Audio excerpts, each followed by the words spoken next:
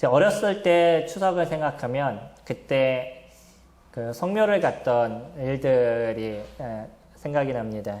저희 할머니도 이제 계셨던 묘에 이렇게 가면 그쪽에서 그 산에서부터 이렇게 내려오는 시냇물이 있어서 거기서 고기를 잡거나 가재를 잡고 뭐 이랬던 기억이 나죠. 그뿐만 아니라 어릴 때는 지금과는 좀 다른 모습이었어서 저희 주변에 시냇물들이 있었죠. 그리고 거기를 이렇게 건너가기 위해서는 돌담길이라고 우리가 얘기하는 징검다리라고 얘기하는 그런 돌멩이들이 이렇게 놓여져 있어서 그 돌멩이를 하나씩 하나씩 밟고 시냇물을 건넜던 그런 기억들이 있습니다. 그런 모습들이 참 저희들의 마음을 정겹게 해주는 것 같아요.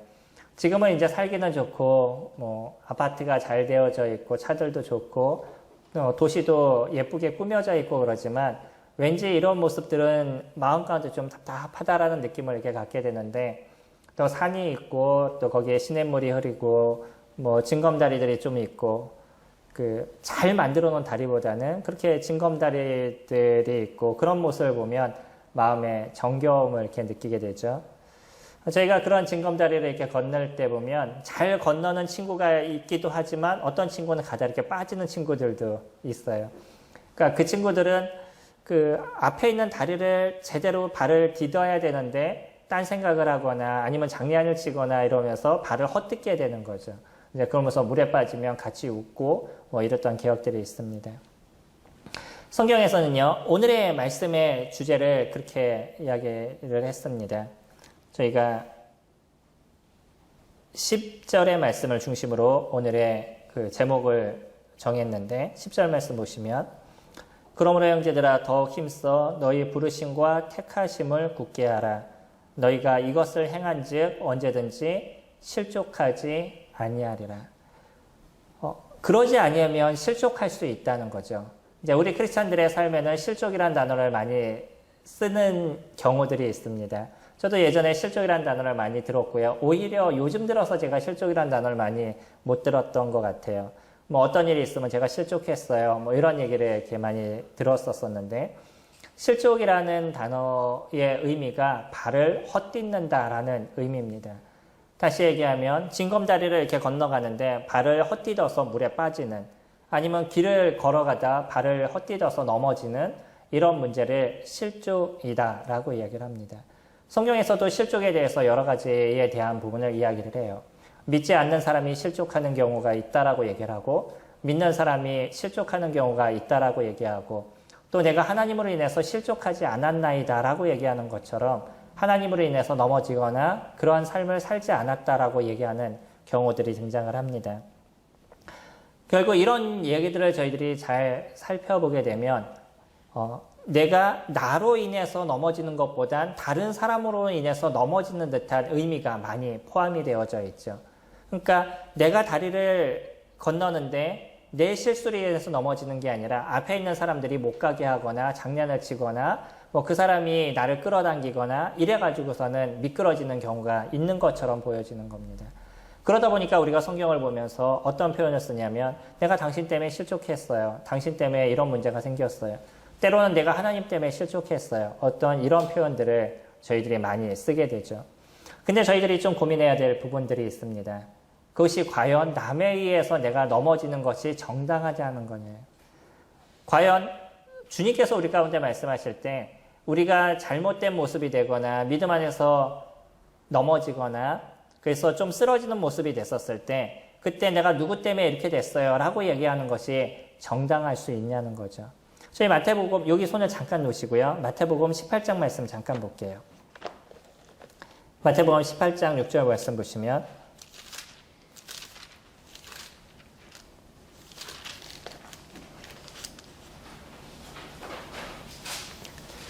마태복음 18장 6절에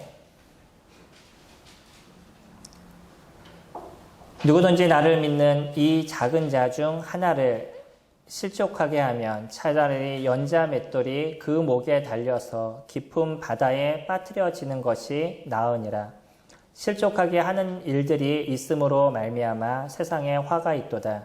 실족하게 하는 일이 없을 수는 없으나 실족하게 하는 그 사람에게는 화가 있도다. 주님은 뭐라고 얘기하냐면 다른 사람을 실족하게 만드는 사람은 거기에 대한 화가 있을 거다라고 얘기해요. 오죽하면 아주 강한 얘기를 하신데 뭐라고 얘기하냐면 다른 사람을 실족하게 만든다 그러면 그 목에 연자맷돌을 메고 깊은 말에 빠지는 것보다 더 나은 거다. 네가 죽는 것보다 다른 사람을 실족하게 하는 것이 더 큰 문제야 라고 이야기를 하시죠. 그만큼 다른 사람에게 어려움을 줄 수 있는 문제를 내가 만들었다는 것은 큰 문제다라고 이야기합니다. 이거는 우리 개인에 대한 얘기예요. 다시 얘기하면 주님께서 얘기하시는 이 실족은 나로 인해서 다른 사람에게 어려움을 주지 말아라 라고 얘기하는 거죠. 근데 우리는 그것을 자꾸 어떻게 봤냐면 딴 사람으로 인해서 내가 이런 어려움을 당했어 라는 것으로만 자꾸 생각을 합니다. 주님 얘기하시는 의미가 다른 것이에요. 이 마태복음 18장 말씀은 나로 인해서 다른 사람에게 어려움을 줘서는 안 된다라고 얘기하는 거죠. 우리는 이것을 잘 기억하셔야 됩니다. 주님이 나로 인해 다른 사람을 실족하게 만드는 것이 얼마나 큰 문제인지에 대해서 저희들에게 얘기하죠. 이거는 인도자의 입장에선 인도자가 어떤 잘못된 행동을 해서 이것으로 인해서 어떤 사람들이 실족하게 되고 마음의 아픔을 느끼게 되면 그건 인도자가 갖고 있는 가장 큰 문제가 될 것입니다. 이거는 저뿐만 아니라 이런 교회 인도자뿐만 아니라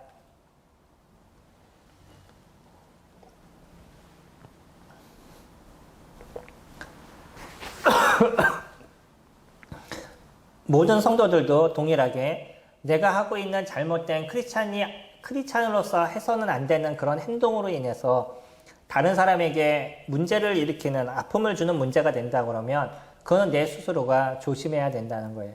그렇기 때문에 나 하나뿐만 아니라 우리는 누구를 위해서 같이 살아가는 거냐면 우리 근처에 있는 성도들을 위해서 함께 살아가는 거죠. 만약에 내가 믿음에 오랜 연륜이 있는 형제예요.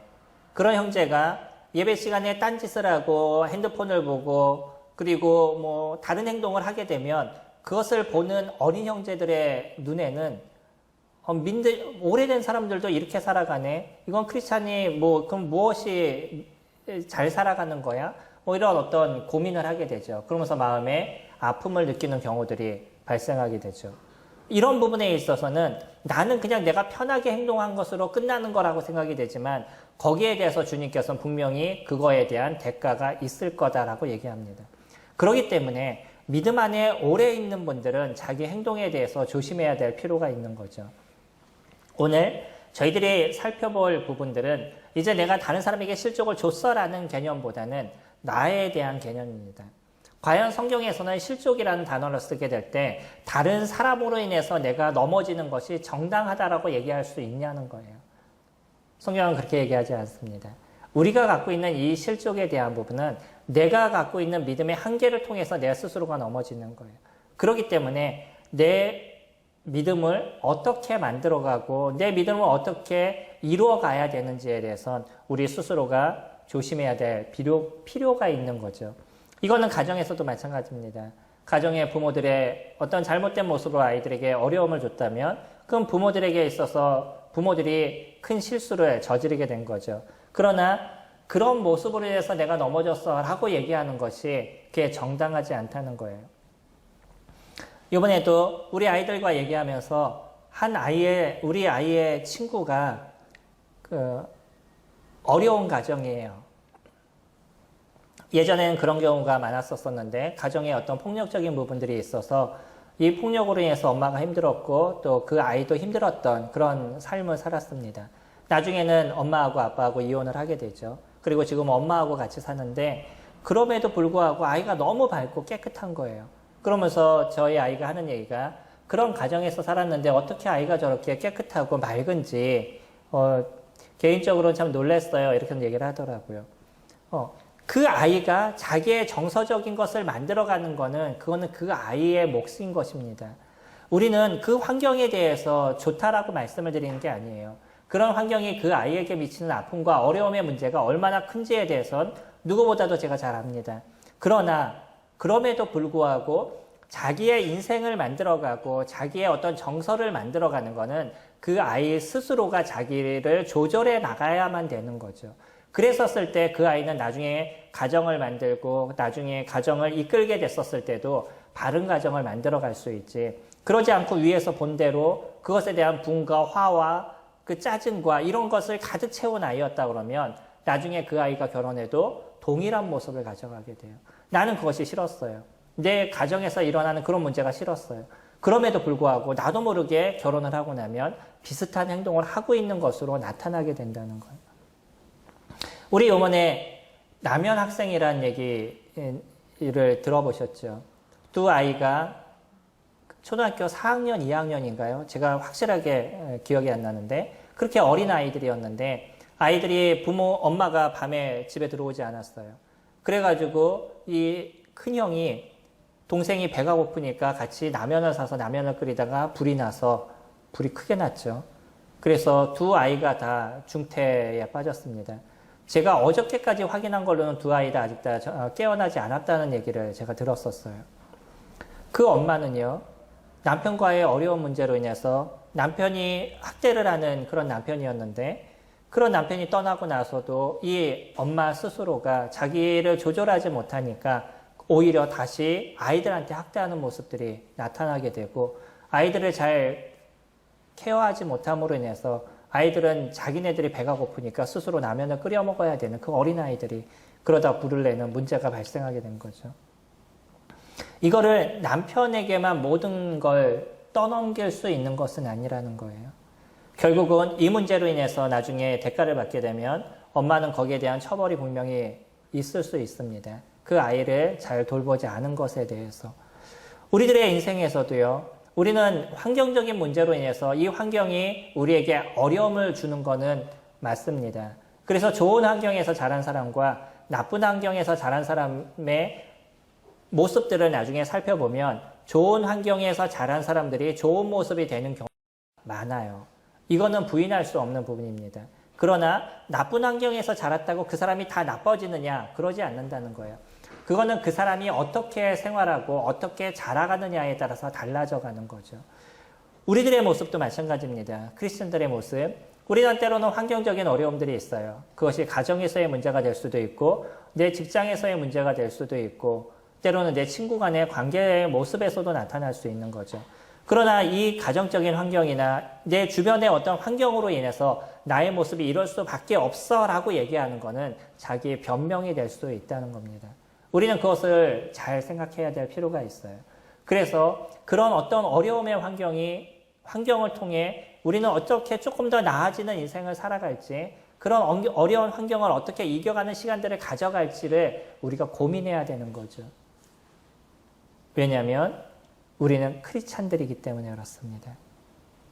믿지 않는 사람들에게 당신의 이런 환경 속에서 잘 살아가야 돼요 라고 얘기하는 것은 어려울 수 있어요. 왜냐하면 그들이 의지할 수 있는 건 한계가 있기 때문입니다. 근데 크리스찬은요, 이미 하나님께서 우리 가운데 베푸신 은혜가 우리 안에 풍성하게 일어났고 때로는 내 주변에서 아니면 내 환경에서 그것을 채워주지 못한다 할지라도 이미 우리들 안에 일어나고 있는 그리스도의 은혜와 사랑은 너무나 크게 우리 가운데 만들어져 있는 삶을 저희가 살아가고 있는 거죠. 그렇기 때문에 우리는 그런 어려움의 문제에 있어서도 충분하게 그것을 넘어설 수 있는 힘이 저희들에게 있다라고 얘기합니다. 다시 얘기하면 그런 환경 속에서도 우리는 실족하지 않을 수 있는 모습이 저희들에게 있다라고 얘기하죠. 2절 말씀 보시면 하나님과 우리 주 예수를 알므로 은혜와 평강이 너에게 더욱 많을지어다. 베드로는요, 그들에게 주어진 하나님의 은혜가 무엇이고 평강이 무엇인지를 먼저 이야기를 던져주고 있어요. 그런 은혜가 너희들에게 풍성하기를 원한다라고 인사말로 사용하고 있죠.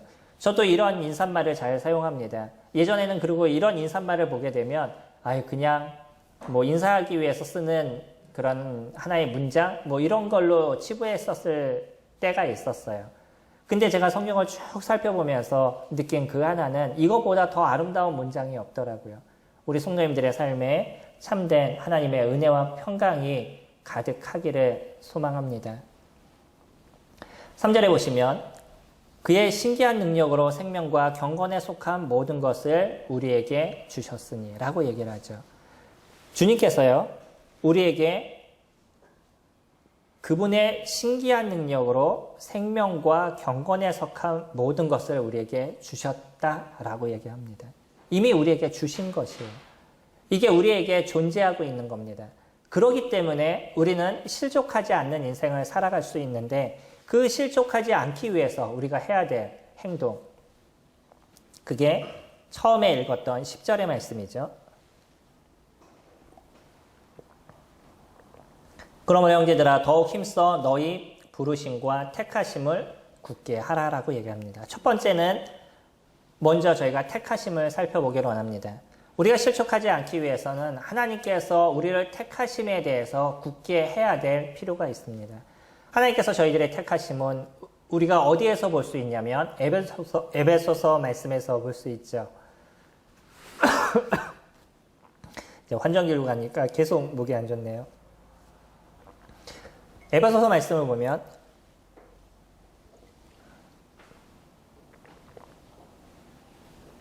하나님께서 우리를 어떻게 택하셨는지를 잘 이야기를 해줍니다. 에베소서 1장 말씀 잠깐 펴볼게요. 에베소서 1장 6절 말씀 보시면 1장 3절 말씀입니다. 신약 310페이지 에베소서 1장 3절 말씀 보시면 찬송하리로다 하나님 곧 우리 주 예수 그리스도의 아버지께서 그리스도 안에서 하늘에 속한 모든 신령한 복을 우리에게 주시되, 여기서도 동일한 표현을 쓰고 있죠. 하늘에 속한 모든 신령한 복을 우리에게 주셨다라고 얘기합니다. 곧 창세전에 그리스도 안에서 우리를 택하사 우리로 사랑 안에서 그 앞에 거룩하고 흠이 없게 하시려고 그 기쁘신 뜻대로 우리를 예정하사 예수 그리스도로 말미암아 자기의 아들들이 되게 하셨으니 이는 그가 사랑하시는 자 안에서 우리에게 거저 주시는 바 그의 은혜의 영광을 찬송하게 하려는 것이니라. 하나님께서 저희들의 태초부터 선택하셨다라고 얘기합니다. 그래서 저희들의 구원은요, 순서대로 본다 그러면 무엇이 먼저냐면 하나님의 선택하심이 먼저예요. 그 다음에 하나님의 부르심이 있는 거죠. 이 부르심은 뭐에 대한 부르심이냐면 우리를 그리스도 안으로 들어올 수 있도록 믿음 안에 부르시는 거예요. 말씀을 통해서 우리를 일깨워 주시거나 아니면 다른 사람으로 인해서 교회에 초청을 하거나 그런 부르심을 통해서 우리가 예수 그리스도를 알게 되고 그분의 은혜를 알게 되고 그리고 믿음의 모습을 가져가게 되는 거죠. 그래서 있는 그대로의 어떤 순서를 저희가 보게 되면 하나님 먼저 태초에 우리를 택하셨어요. 그리고 믿음으로 저희들을 부르시게 되죠. 근데 저희들의 입장에서 보면 좀 다릅니다. 우리들의 입장에서 보면 하나님이 먼저 우리를 부르셨어요. 그래서 우리를 부르심을 알고선 우리가 예수 그리스도를 영접하게 됐을 때 그때 하나님께서 우리를 택하심에 대해서 깨닫게 되는 거죠. 이게 우리들의 모습입니다. 하나님이 우리를 태초부터 선택하셨대요. 얼마나 놀라우셔요. 세상에 그 많은 사람들이 존재하고 세상에 그 많은 사람들이 살아감에도 불구하고 특별하게 여기 계신 분들을 하나님께서 선택하시고 태초부터 그것을 준비해 놓으셨다는 거예요. 우리가 주님을 알기 이전에 주님에 대해서 우리가 생각도 하기 이전에 오히려 저희가 주님 앞에 이 세상에 태어나기도 이전에 그 전에 하나님께서는 저희들을 선택하시고요. 우리를 구원하시는데 그것을 그냥 이루신 것이 아니라 그것을 만들어 가시기 위해서 자기의 아들들이 되게 하시기 위해서 그의 아들 예수 그리스도를 십자가에 내어주시는 은혜를 저희들에게 베풀어 주신 거죠. 이건 역설적이지 않나요? 저희들을 그분의 자녀로 받아들이시기 위해서 자신의 하나밖에 없는 아들을 내어주신 거예요. 내 아들이 더 소중해요? 딴 아들이 더 소중해요? 어떤 사람이 내 아들을 주면서 다른 사람하고 맞바꿀 사람이 어디 있겠어요? 특히 하나님께서 우리가 이해하지 못할 것으로 연결되어 있는 아버지 하나님, 아들 하나님, 성령 하나님, 이 삼위일체 하나님은 우리가 이해하지 못할 모습으로 엮여있는 그런 분들인데 그런 분이 죽음으로 인한 분리가 일어난다는 것이 어떤 건지 우리는 그것을 상상할 수 없습니다. 하나님께서 그것이 나눠진다는 것에 대해서 상상할 수 없는 그런 분이셔요. 그런데 우리를 구원하시기 위해서 그 아들 예수 그리스도를 저희들에게 주셨다는 거예요. 이 택하심의 놀라움이 우리 가운데 있게 되면 이 택하심을 통해서 우리가 하나님의 자녀가 될 수 있었다는 것, 이 택하심이 예수 그리스도라는 그분을 십자가에 내어주시는 그러한 이유까지 만들어졌다는 것을 저희들이 깊게 깨달을수록 저희들이 실족하지 않는 인생을 살아가게 된다는 거예요. 실족이라는 건 결국은 내 중심적인 모습인 겁니다. 내 마음의 어떤 감정, 나의 어떤 힘든 부분들, 그것을 더 크게 생각하는 거예요. 근데 우리가 이런 실족을 이루지 않는다는 것은 하나님 그분이 우리에게 이루신 일이 무엇인지를 더 크게 생각하는 거죠. 그것이 저희들에게 굳건하게 이루어지는 거예요. 감사가 되는 거는요. 저희들은 매주마다 성찬 예배를 드립니다. 이 성찬 예배가 놀라운 것은 우리가 이 예배를 드리면서 예수 그리스도 그분을 매주마다 기념하고 기억하는 시간들을 저희들이 가져가고 있는 거예요. 그 떡을 통해서 요한복음 6장에서 얘기한 것처럼 내 몸을 먹고 내 피를 마시지 아니하면 나와 상관이 없다라고 얘기하셨던 그 말씀을 저희들이 기억하게 되는 거죠. 거기에는 얼마나 많은 사람들이 있었어요. 거기에 주님께서 오병이의 기적을 일으키시고 그 기적을 맛보았던 적게는 5,000명, 많게는 2만 명이나 되는 많은 사람들이 거기에 있었어요. 그런 사람들이 밤새 예수님을 쫓아다니는 시간들을 가졌죠. 왜냐하면 이분을 붙잡게 되면 우리가 먹고 사는 데 있어서 걱정이 없을 거라고 생각이 되니까 주님이 밤새 다른 산으로 올라가셨다, 나중에 바다로 내려오시고 다른 지역으로 가셨음에도 불구하고 이 사람들은 그 예수님을 쫓아서 밤새 쫓아다녔었어요. 그런 사람들이요, 예수님께서 하신 말씀, 내 몸을 먹고 내 피를 마시지 아니하면 나와 상관이 없다라는 그 얘기를 듣는 순간에 이 사람은 이상한 사람이야. 도대체 이런 얘기를 우리가 어떻게 받아들일 수 있어? 어떻게 이런 사람을 내가 쫓아다닐 수 있어? 라고 얘기하면서 모든 사람들이 다 떠나갔었어요. 이 놀라운 은혜를 저희가 깨달은 거예요. 그때 당시에 거기에 남아있는 사람들이 12 제자들이었던 거죠. 베드로에게 물어봤어요. 너도 떠나려느냐? 라고 얘기했더니 베드로가 했던 얘기가 무엇인지 아시죠? 생명의 말씀이 여기 있사오니 제가 어디로 가오리까? 라고 베드로가 얘기했죠. 그는 생명의 말씀이 예수 그리스도 그분인 것을 알았던 사람이에요. 우리들이요. 우리들도 그 많은 사람들 중에서, 세상에 이 많은 사람들 중에서 이 떡과 이 잔의 의미가 무엇인지, 예수 그리스도 그 몸을 먹고 그 잔을 마시는 것이 무엇인지에 대해서 정확하게 깨달은 존재들인 거죠. 그리고 그것을 깨닫고 나서 우리는 그분을 경배하고 그분을 높이기 위한 일들을 매주마다 이뤄가고 있어요. 이것이 우리에게 있어서 얼마나 큰 은혜고 감사의 시간들을 저희들이 가져가는 거예요. 망각의 동물입니다. 저희들은요. 저희 동물이라는 표현을 쓰면 안 되는데 저희 망각을 이루는 존재들이에요. 이 잊어먹는다는 것은 저희들에게 있어서 또 은혜인 거죠. 아프고 고통스러운 일들을 평생 잊지 않는다 그러면 얼마나 힘들겠어요. 때로는 그것을 잊어버리니까 저희들이 살아갈 수 있는 거죠. 그래서 망각도 저희들에게 은혜의 모습이 되고 있습니다. 근데 문제는 뭐냐면 좋은 것도 잊어버리는 게 문제인 거죠. 그러니까 예수 그리스도의 그 놀라운 은혜와 그분의 사랑도 저희들이 자주 잊어버리는 그런 모습을 가져가고 있는데 주님은 그것을 매주마다 이루라고 제정을 해놓으셨어요. 그것이 우리에게 있어서 형식이 되어버리는 문제도 없지 않아 발생하기도 하지만 저희가 그런 예수 그리스도의 말씀을 따라 매주 떡과 잔을 나누는 그러한 일들을 이뤄가고 있죠. 그러면서 우리들 안에 자꾸 잊어먹었던 그리스도의 사랑과 은혜를 되새이는 시간들을 저희들이 가져가고 있는 것. 이게 얼마나 놀라우셔요. 얼마나 큰 은혜예요.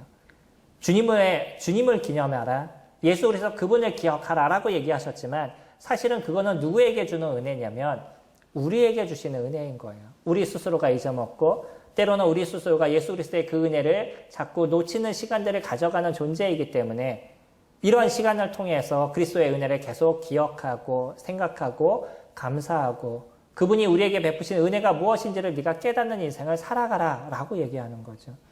그 택하심에 대한 놀라운 은혜, 그것을 저희가 매주마다 기억할 수 있기 때문에 우리는 주님을 놓치지 않는 인생을 살아갈 수 있는 은혜가 있는 거죠. 그렇기 때문에 저희는 매주 뿐만 아니라 매일 예수 그리스도를 기념하고 예수 그리스도께 감사하는 인생을 살아가고 있습니다. 이게 우리가 실족하지 않을 수 있는 길인 거예요. 근데 예배의 모습이 우리에게 형식이 되어버렸어요. 성찬 예배가 우리에게 형식이 돼서 성찬 예배에 참여해도 졸거나 딴 생각을 하거나 겨우 떡과 잔을 띄고 그 다음에 그냥 빨리 끝나기를 생각하고 때로는 졸고 때로는 지루하게 느껴지고 그런 시간들을 저희들이 보낸다면 어떻게 우리들의 영이 소생하는 그런 일들을 만들어갈 수 있겠어요.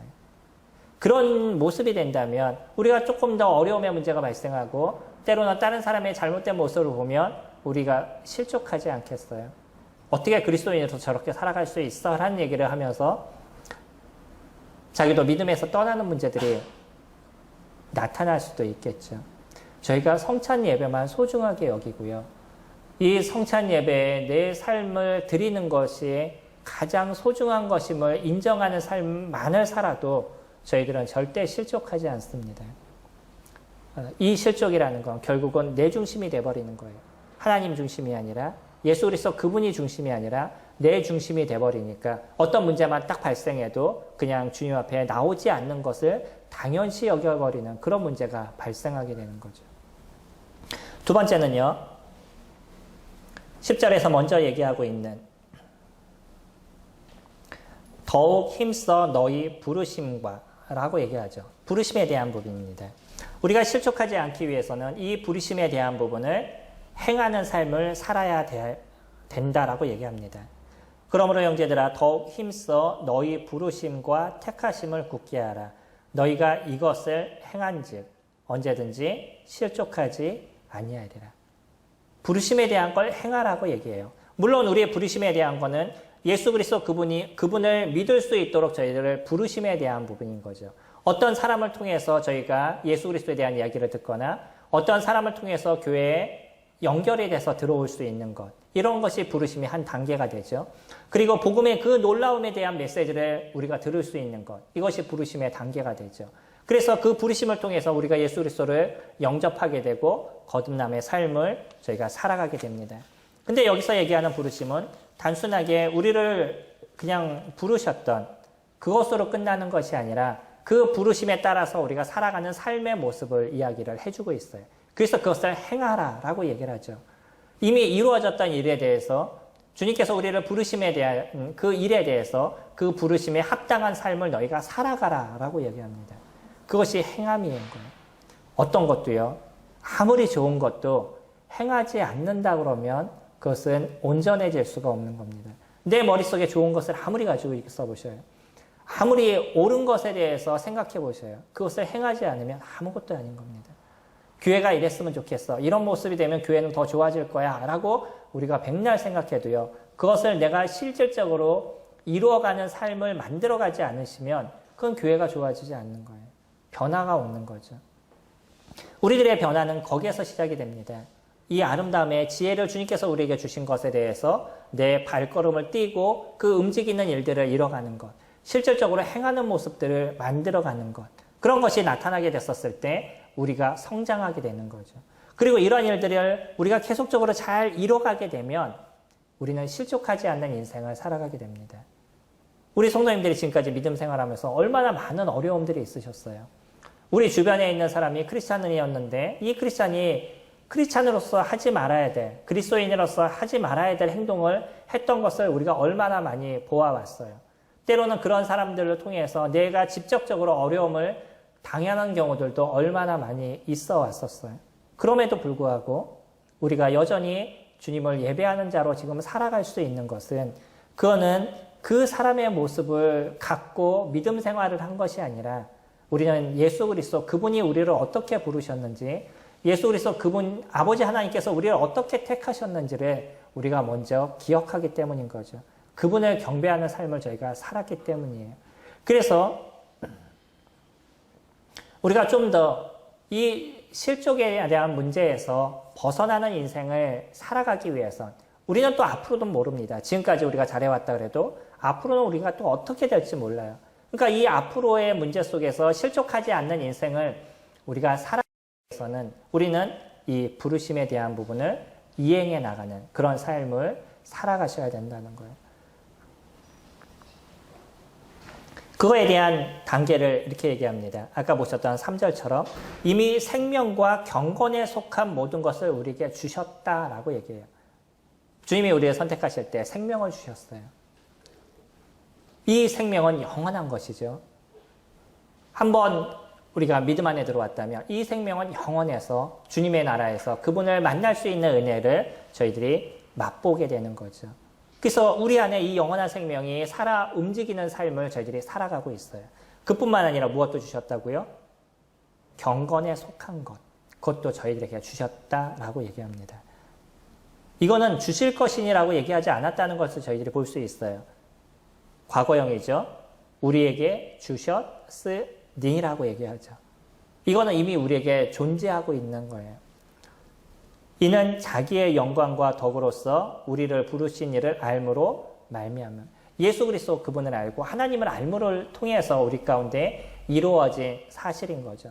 그러면 우리가 여기서 알 수 있는 것이 있습니다. 4절에 보시면 이로써 그 보배롭고 지극히 큰 약속을 우리에게 주사 이 약속으로 말미암아 너희가 정욕 때문에 세상에서 썩어질 것을 피하여 신성한 성품에 참여하는 자가 되게 하려 하셨느냐. 어느 성품이요? 신성한 성품. 예수 그리스도의 그 성품에 참여하는 자가 되게 했다라고 얘기하시죠. 우리는 그러한 신성한 성품을 만들어갈 수 있는 조건이 이루어진 존재들입니다. 우리는요, 그 성품을 이뤄갈 수 있는 길이 있는 사람들인 거예요. 예수 그리스도를 믿지 않는 사람들은 그 신성한 성품에 도달할 수 있는 길이 없는 사람들이에요. 그거는 불가능한 거죠. 근데 예수 그리스도 안에 있는 자들은요, 그 성품에 참여할 수 있는 은혜가 우리 가운데 있는 거예요. 그래서 저희들은 여전히 이 승리하신 예수 그리스도 그분 안에서 이 신성한 성품을 만들어가는 인생을 살아가고 있는 거죠. 예수 그리스도를 영접한 그 순간부터 그런 거룩에 속한 것을 이뤄가는 삶을 저희들이 살아가고 있습니다. 무엇을 버리고요? 정욕 때문에 세상에서 썩어질 것을 피하는 인생을 살아가고 있는 거죠. 이거는 우리를 고통스럽게 하고 우리를 아프게 하고 하나님에게서부터 떠나게 만드는 거예요. 그러니까 우리에게 있어 이 잘못된 정욕과 관련된 부분들, 세상에 대한 욕심들, 육체적인 욕심들, 이런 정욕에 관한 것들이 우리에게 일어난다 그러면 그것을 빨리 버리실 수 있는 부분들을 만들어 가셔야 되죠. 그랬었을 때 우리는 신성한 성품을 이루어가는 삶을 살아갈 수가 있습니다. 우리가 놓치지 말아야 될 게 있어요. 이 하나님의 약속을 우리가 붙잡는 시간들을 가져가면 갈수록 우리는 하나님께서 우리에게 주신 이 경건에 속한 것에 한 걸음 더 다가가는 인생을 살아가게 된다는 거예요. 성경에는 우리에게 얼마나 많은 약속을 주고 계셔요. 이 많은 약속들이 저희들에게 있고 그런 말씀들을 저희들이 연구하고 살펴서 그 말씀을 붙잡는 인생을 우리가 살아가고 있는 거죠.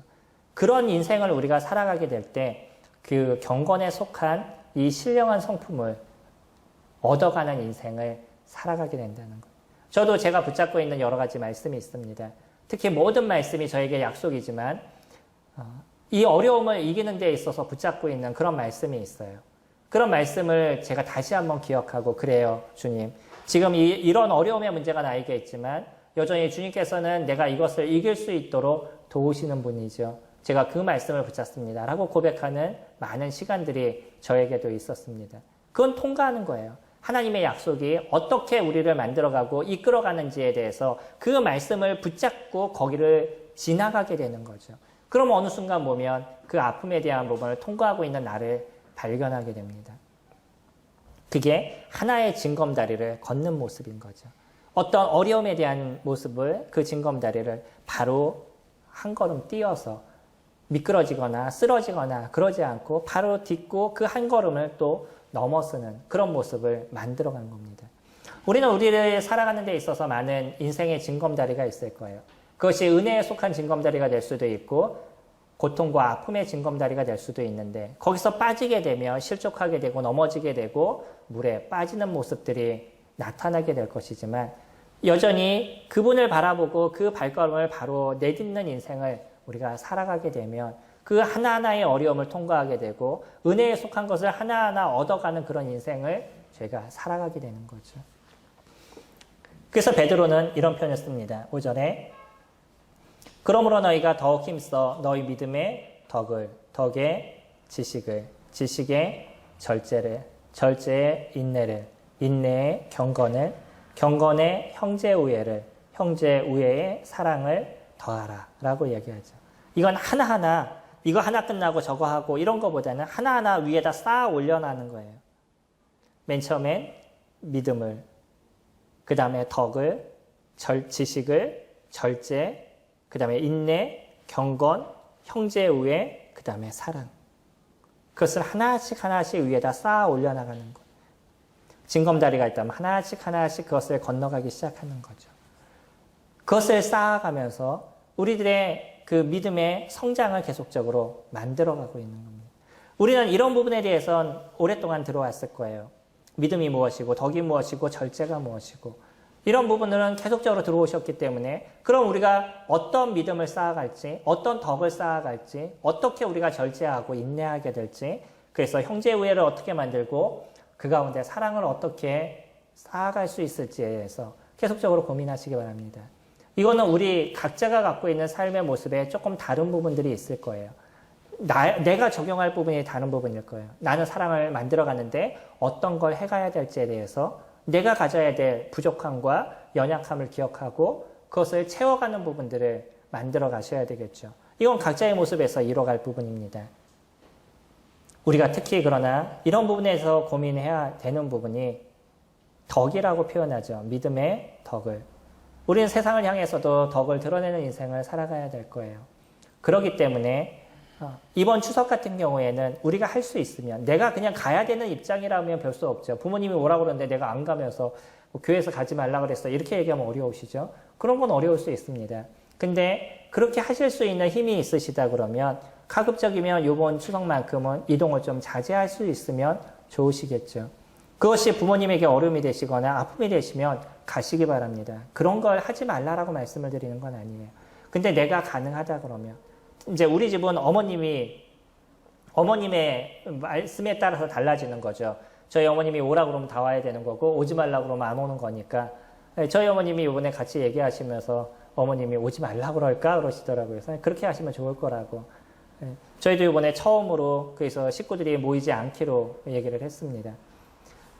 뭐 이전에 좀 다녀오셔도 좋겠죠. 추석 이전에 다녀오시거나 추석 이후에 다녀오셔서 사람이 많이 모이는 것만 우리가 피할 수 있으면 이번 어떤 코로나를 같이 넘어가는데 우리가 하나의 덕을 쌓는 모습들이 만들어져 가시는 거죠.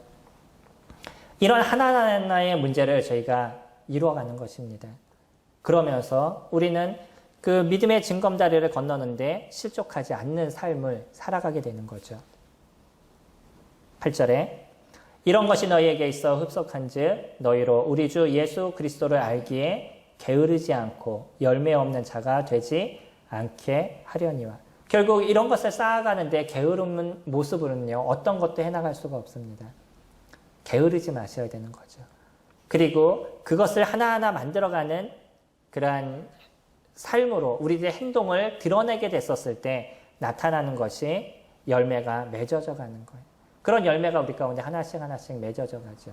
우리도 알지 못하는 가운데 우리의 성령의 열매가 우리 가운데 하나씩 하나씩 맺어져 가는 것을 보게 되셨을 겁니다. 지금까지도 그런 것을 만들어 오셨고 앞으로도 우리는 그런 성령의 열매를 맺어가는 인생을 살아가게 되는 거죠. 저희가 주님을 만났을 때 주님 앞에 제가 누구 때문에 실족했어요. 아무것도 못했어요. 라고 얘기한다면 주님이 그래 너 힘들었겠다 라고 얘기하시겠어요? 뭐라고 얘기하시겠어요? 여전히 그래 그런데 너는 나도 그런 죽음 가운데 나가면서 너를 구원했어. 근데 너는 그 속에서 무엇을 했니? 라고 물어보지 않으시겠어요? 여전히 주님도 자신의 목숨을 내어주시면서까지 그와 같은 일을 이루어 오셨던 거죠.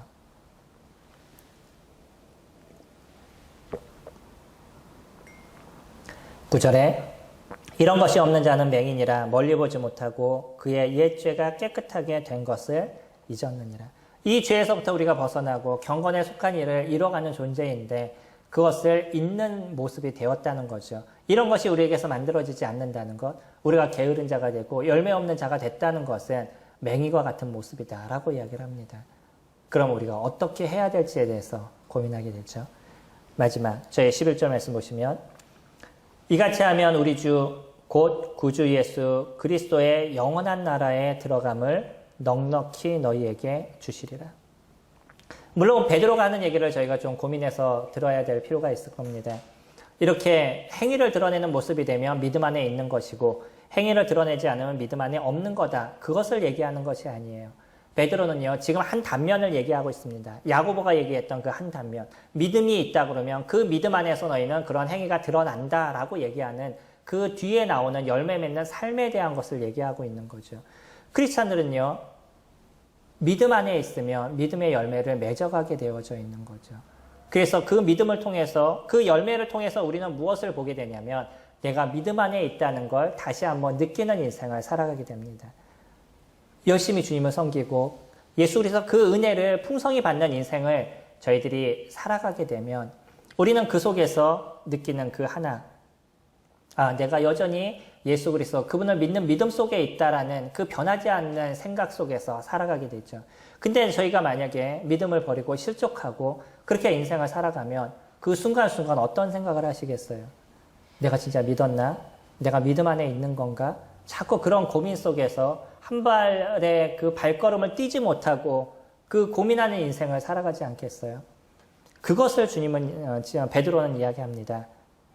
그리스도의 영원한 나라에 들어감을 넉넉히 너희에게 주시리라. 그런 고민이 우리에게 없다는 거죠. 사사기의 말씀을 보면서 우리는 계속 아픔을 느끼는 부분들이 있습니다. 그것은 무엇이냐면 사사기의 말씀에 계속적으로 등장하는 이야기인데 다 쫓아내지 아니하였더라. 다 쫓아내지 못하였더라. 이런 단어예요. 주님께서는 가나안의 모든 백성을 다 쫓아내라고 얘기했습니다. 근데 모든 족속이 다 쫓아내지 못하고 자기네 유익을 위해서 때로는 종으로 쓰거나 그냥 그렇게 냅둔 무리들이 있어요. 나중에는 그들로 인해서 이스라엘 백성이 고통을 당하게 되죠. 재미있는 표현이 있어요. 쫓아내지 아니하였더라 라고 사사기 1장 28절에서 얘기합니다. 그들이 쫓아낼 수 있는 힘이 없었다는 게 아니에요. 그들 스스로가 안 했다는 거죠. 우리도요, 우리들 안에서 주님께서 이 경건에 속한 일들을 이뤄갈 수 있는 힘을 이미 주셨어요. 그것을 쫓아낼 수 있는 힘을 저희들에게 부여해 주셨습니다. 근데 그것이 안 된다라고 얘기하는 것은 우리가 그것을 하고자 하는 마음이 없다라는 것이에요. 주님 저희에게 그것을 주셨다라고 얘기하고 계시죠.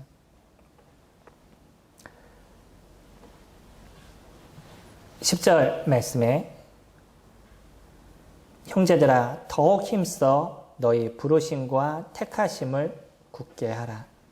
너희가 이것을 행한즉 언제든지 실족하지 아니하리라 라고 얘기하십니다. 혹시 마음 가운데 어려움이 있거나 또 마음에 실족했다라고 생각하시는 분들이 있다 그러면 이제 마음을 조금 더 돌이켜서 예수 그리스도 그분이 나를 부르신 것, 아버지 하나님께서 나를 선택하신 것, 그분이 나를 부르신 것, 이 은혜가 무엇인지에 대해서 다시 한번 기억하시고 그 부르심에 합당한 삶을 살아가는 것이 무엇인지에 대해서 다시 한번 돌이켜 보시기 바랍니다. 그리고 주님의 은혜가 그 마음 가운데 풍성히 함께 하셔서 예수 그리스도 그분 안에 새 힘을 얻으시는 그런 성도님들이 되기를 소망합니다.